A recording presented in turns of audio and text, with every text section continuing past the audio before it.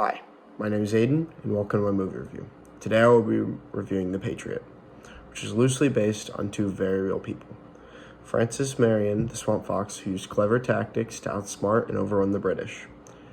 He earned his nickname because of his resourcefulness on the battlefield and his ability to be slippery and evasive.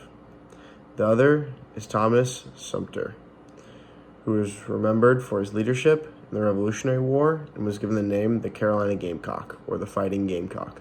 He was given this name on account of having a savage way of fighting. He also had his house set on fire like Benjamin Martin. The movie starts off with the Martin family household, where we meet our main character, Benjamin Martin. We learn that he is struggling with the death of his wife and the trauma caused by his serving in the French and Indian War. As we move through the opening scene, we learn that Benjamin has gone to Charleston, South Carolina, to cast his vote on a levy which supports the Continental Army. Benjamin abstains from his vote, but to his disappointment, the vote passes. To add to the defeat, his son enlists in the army without his wishes. We then see 2 years pass, and the town of Charleston has fallen, and his son Gabriel returns home wounded with dispatches that he needs to deliver. Soon after Gabriel arrives home, the fighting comes into the Martins' front lawn, which leads them to caring for each side's soldiers, which is frowned upon by a British colonel who arrived with the squad, so he sets the house ablaze and takes Gabriel on account of him being a spy. As the colonel moves out, one of Benjamin's sons tries to save Gabriel and is shot dead by the colonel. This breaks Benjamin, causing him to go after the convoy, ambushing them and killing them all. The point in this plot is he is then given the nickname the Ghost. Benjamin then goes to his former military friend and is promoted to colonel, commanding a ragtag group of militia regulars.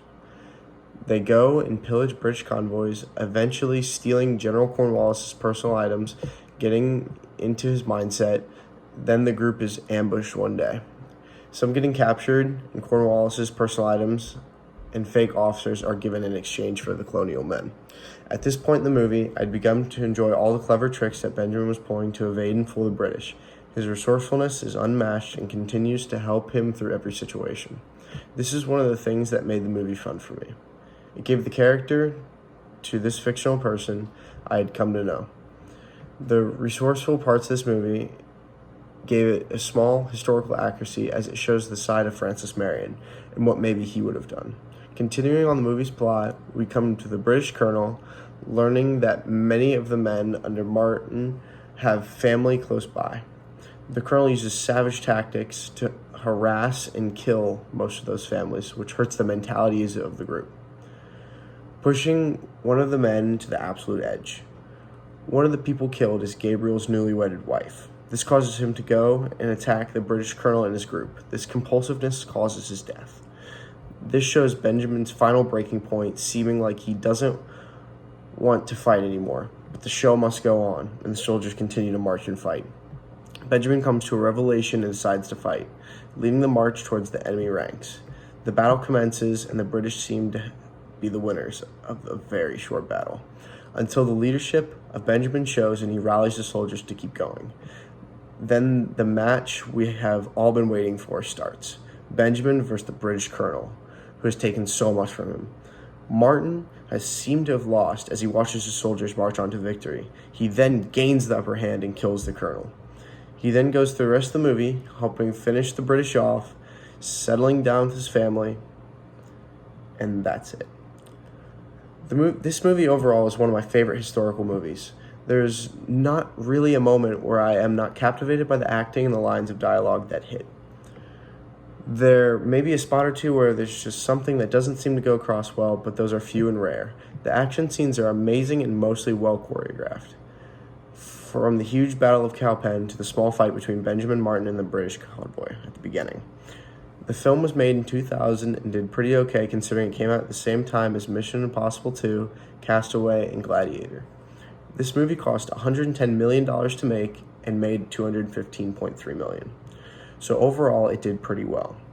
I found the movie to be decently historically accurate, from taking over Charleston to the Battle of Cowpen and the retreat of Cornwallis in Yorktown.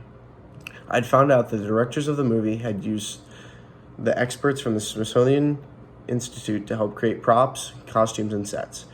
Over some of the reviews I had read, one stood out because it was criticizing the movie for basing the main character off Frances Marion, because Marion was said to have been a rapist and killed Native Americans for the fun of it.